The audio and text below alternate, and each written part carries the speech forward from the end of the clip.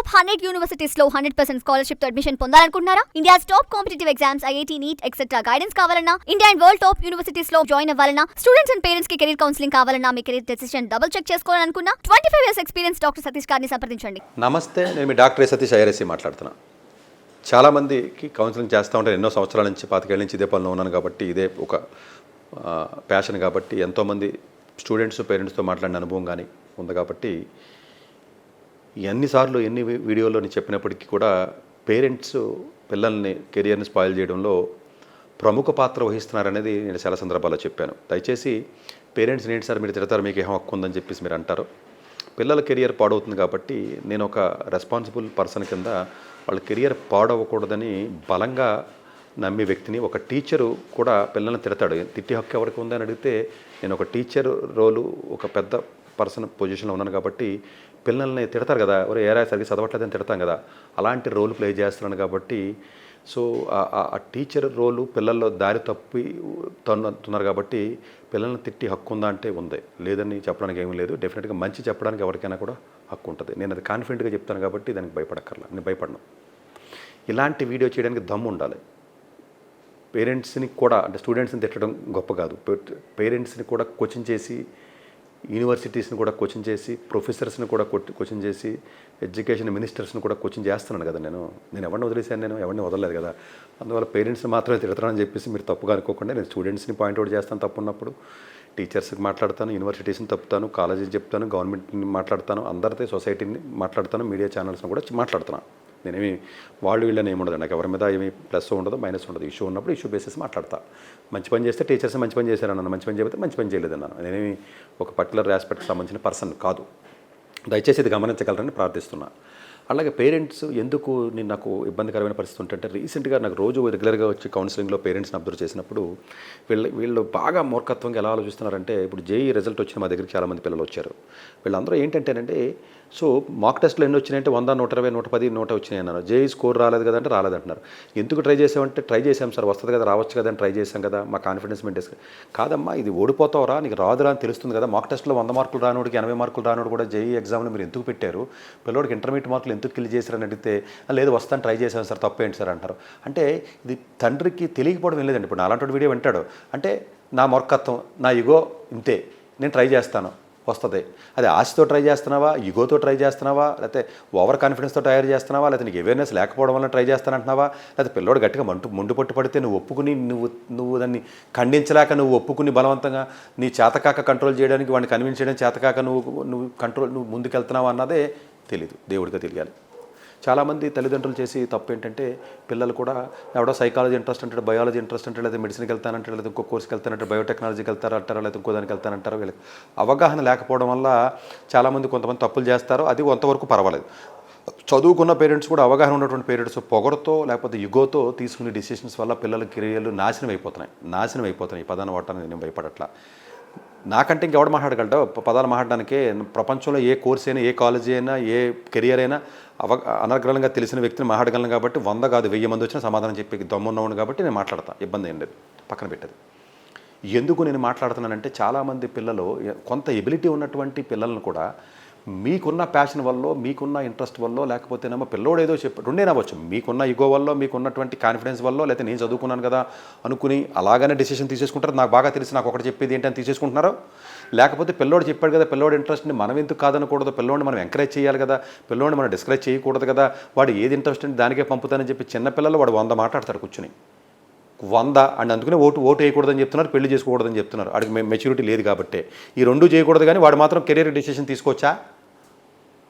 వాడి ఇంట్రెస్ట్ని మనం ఇంట్రెస్ట్ని ఎంకరేజ్ చేయాలంటే సీరియస్గా ఉన్న స్టూడెంట్ యొక్క ఇంట్రెస్ట్ని ఎంకరేజ్ చేయాలి తప్ప, లేజీగా ఉన్న స్టూడెంట్ చెప్పి మాటలని ఎంకరేజ్ చేసి పిల్లల్ని నాశనం చేస్తున్నారు. ఇంకా కొంతమంది పేరెంట్ ఉన్నాడండి, నేను చెప్పకూడదండి, పేర్లు నేను చెప్పట్లేదు. ఇంటర్నేషనల్ స్కూల్ నుంచి ఒక పేరెంట్ లాస్ట్ 2 daysలో వచ్చాడు. ఇంతకుముందు కూడా బెంగళూరు ఇంటర్నేషనల్ స్కూల్లో ఉన్న పిల్లలని చెప్పాడు.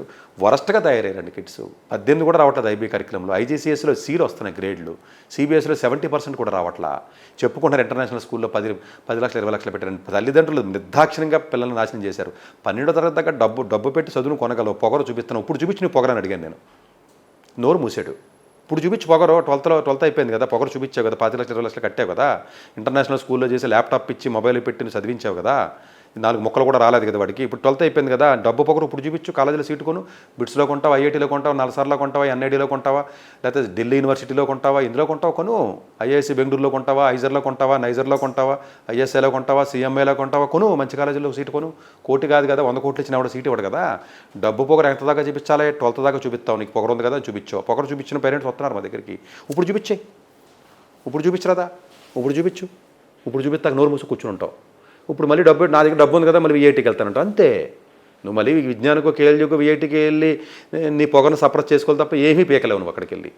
అంటే పిల్లవాడు పాడైపోతాడని తెలిసి వాడికి కంఫర్ట్ ఇవ్వాలి, లేదా ఇంకొకటి ఇవ్వాలని చెప్పేసి చదువు అనేదే లేని కాలేజీలో పట్టుకెళ్ళి స్కూల్లో వేసి డబ్బులు కట్టాను, మా అబ్బాయిని నేను పెద్ద పెద్ద ఇంటర్నేషనల్ స్కూల్లో చదివించానని చెప్తున్నాడు. వాడు ఏం చదువుతున్నాడు? ఇక్కడ లెక్కలు వస్తున్నాయి, 4 లెక్కలు. వాడు మొబైల్ ఉన్నాడా, లేకపోతే వీకెండ్స్ ఏం చేస్తున్నాడు?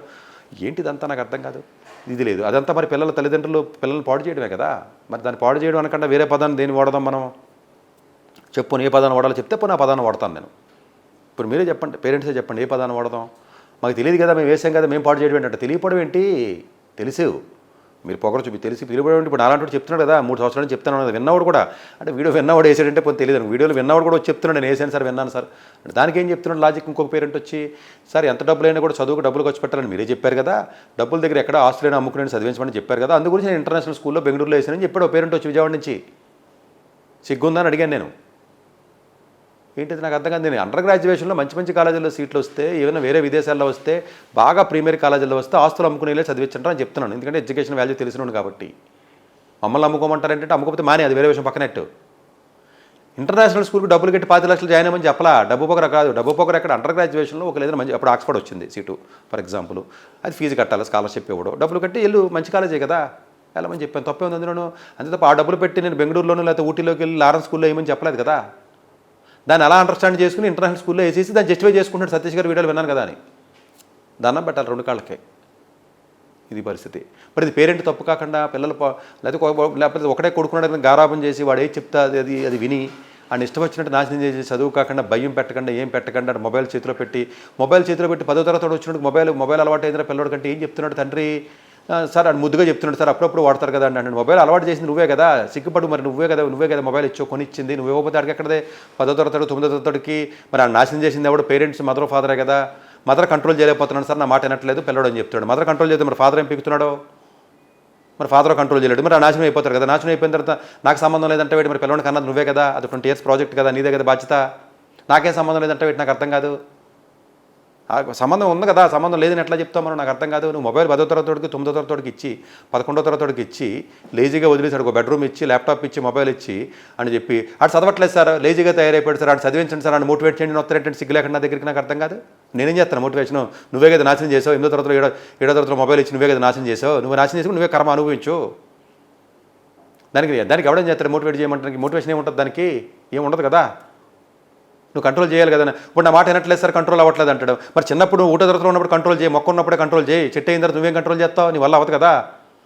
ఆడే నేను కంట్రోల్ చేస్తాడు. నువ్వు అని కంట్రోల్ చేసేది ఏంటి? ఆడే నేను కంట్రోల్ చేస్తాడు.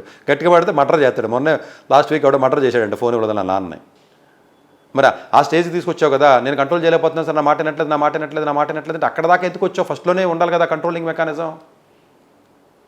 మరి రేపు దేనికి పని కదా? డ్రగ్స్కి అలవాటు అయితే చాక్లెట్లో డ్రగ్స్ పెట్టి, ఐస్ క్రీమ్లో డ్రగ్స్ పెట్టి, స్కూల్ బయట షాపుల్లో ఎన్ని షాపుల్లో అమ్మట్లేదు, ఎన్ని ఇంటర్నేషనల్ స్కూల్లో ఎన్ని స్కూల్లో బయట అమ్మట్లేదు, ఎంతమంది పిల్లలు అలవాటు పడట్లేదు, ఎంతమంది నా దగ్గర కౌన్సిలింగ్ రావట్లేదు. తిట్టినా పర్లేదు రా బాబు అని వస్తారు, కనీసం 4 సార్లు కౌన్సిలింగ్ చేస్తే బాగుపడతాడని. తప్పదు కదా.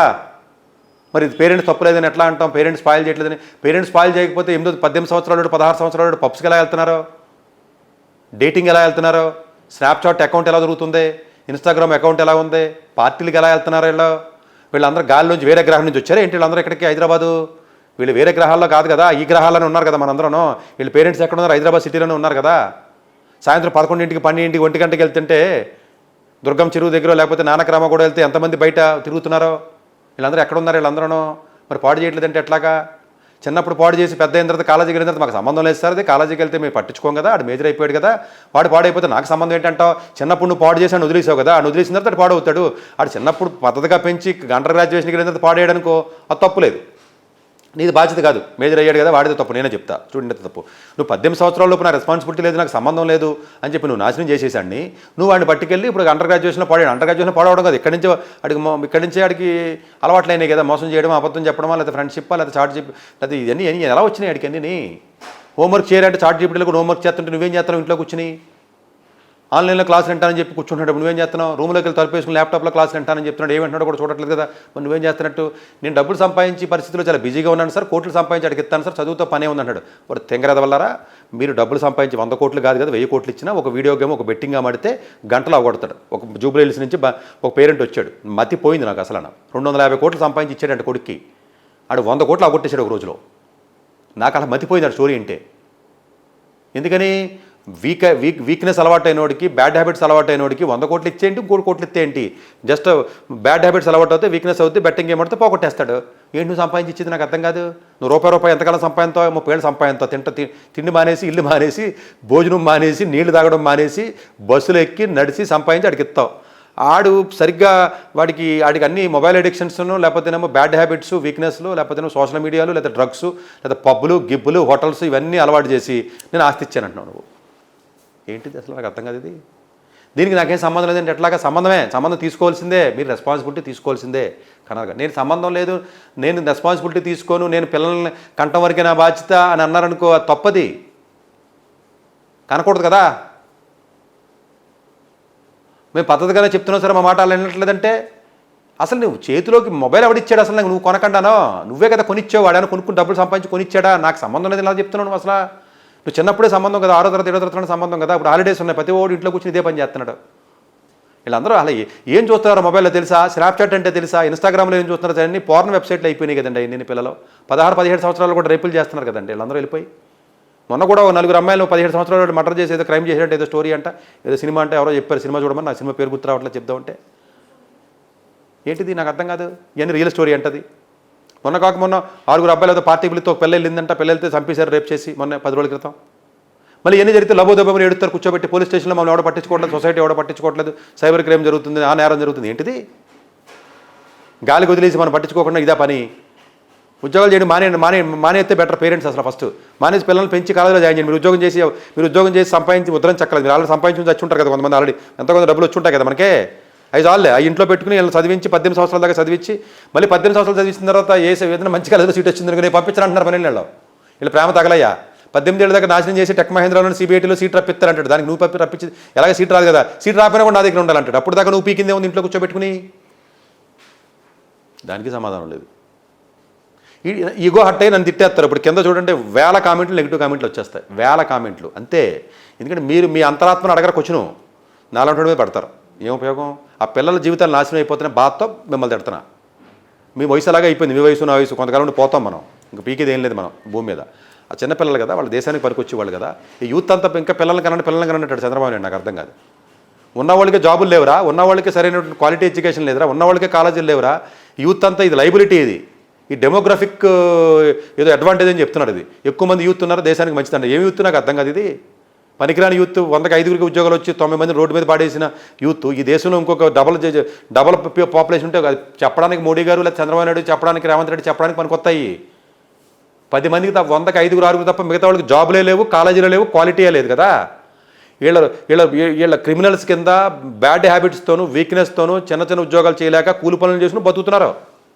వీళ్ళ 1 మిలియన్ ఉంటే ఏంటి, 10 మిలియన్లు ఉంటే ఏంటి, 20 మిలియన్లు ఉంటే ఏంటి, దేశానికి ఉపయోగం లేదు కదా. ఎప్పుడైనా సపరేట్గా చెప్తానండి. అసలు పిల్లల్ని ఎందుకు కనమంటారో నాకు అర్థం కావట్లా. ఇంకా పెంచండి అంటున్నారు. జపాన్ని, లేకపోతే ప్యారిస్ని, లేకపోతే సింగపూర్ని, లేకపోతే వేరే కంట్రీస్ని ఎగ్జాంపుల్ తీసుకుని కంట్రీ కాదు మనకే. ఇప్పటికే సత్నం ఆపర్చునిటీస్ లేక.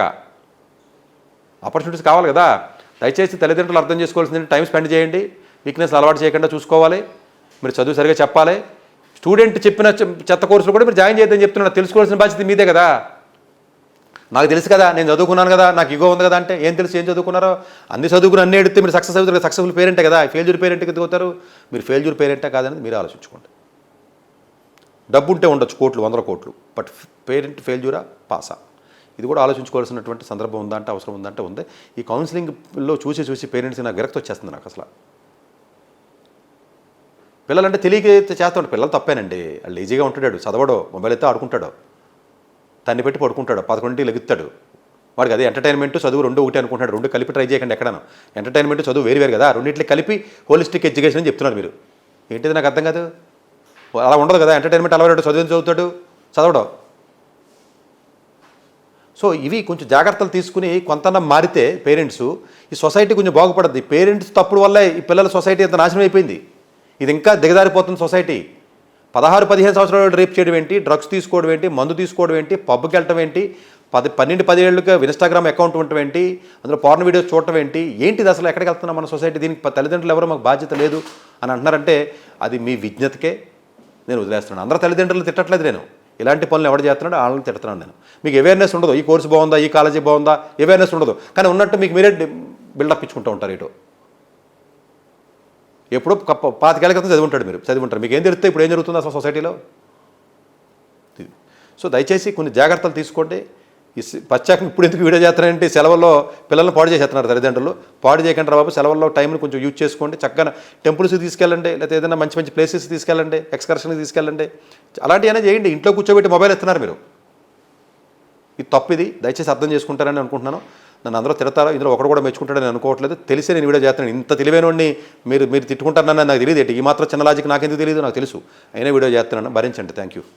డాక్టర్ ఎస్ సతీష్ గారు ఏపీ తెలంగాణ విద్యార్థులకు సుపరిచితమైన పేరు. సతీష్ గారు 2001 యూపీఎస్సీ పరీక్షల్లో ఇండియన్ రైల్వే విభాగంలో ఉద్యోగం సాధించారు. సతీష్ గారు చదివిన చదువులు engineering, MTech, MBA executive MBA, MSc, MBA HR, MA psychology లాంటి పోస్ట్ గ్రాడ్యుయేషన్ డిగ్రీతో పాటు డాక్టరేట్ కూడా చదవటం జరిగింది.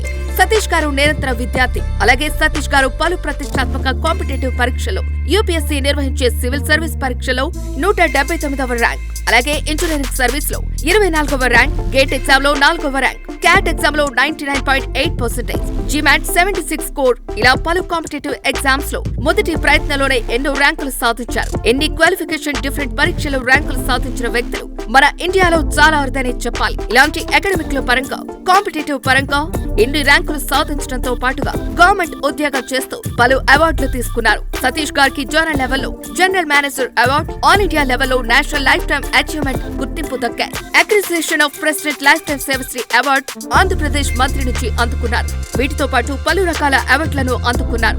ఎన్నో ప్రతిష్టాత్మక ఆర్గనైజర్స్ పర్మనెంట్ మెంబర్ గా ఉన్నారు. కష్టపడి పైకి వచ్చిన వ్యక్తి కావటం వల్ల గత 20 సంవత్సరాల నుంచి ఎంతో మంది చిన్నపిల్లల దగ్గర నుంచి 5-6 తరగతుల విద్యార్థుల నుంచి పెద్ద పీజీ పీహెచ్డీ కాలేజీలకు వెళుతూ విద్యార్థులకు అవగాహన కల్పిస్తుంటారు. ప్రతి విషయంపైన డాక్టర్ సతీష్ గారు స్పష్టమైన అవగాహన కలిగి ఉన్నారు. డాక్టర్ సతీష్ బలంగా నమ్మే సూత్రం ఏంటంటే అవేర్నెస్ ఈజ్ ఎవ్రీథింగ్. మనిషికి అవేర్నెస్ ఉంటే ఏదైనా సాధించగలరు. ఒక్క మోటివేషన్ తోనే కాదు, ఏది చేయాలి, ఏది చేయకూడదు, ఎలాంటి డెసిషన్ తీసుకోవాలి అన్న విషయాలపై, ముఖ్యమైన విషయాలపై అవగాహన కల్పిస్తుంటారు. అలాగే గవర్నమెంట్, ప్రైవేట్ జాబులే కాకుండా ప్రపంచ దేశాల్లోని జాబ్స్ పై కూడా అవగాహన కల్పిస్తుంటారు. ఉద్యోగాలతో పాటు పెద్ద చదువులైన ఐఐటి వంటి వాటిపై సెషన్స్ నిర్వహిస్తూ ఉంటారు. ఇప్పటి వరకు 3 లక్షల సెమినార్స్ ₹1 తీసుకోకుండా ఉచితంగా నిర్వహించారు. ఇందులో భాగంగా మన 99 టీవీ ద్వారా విద్యార్థులకు మోటివేషన్ ఇవ్వటానికి మీ ముందుకు వస్తున్నారు డాక్టర్ సతీష్ గారు.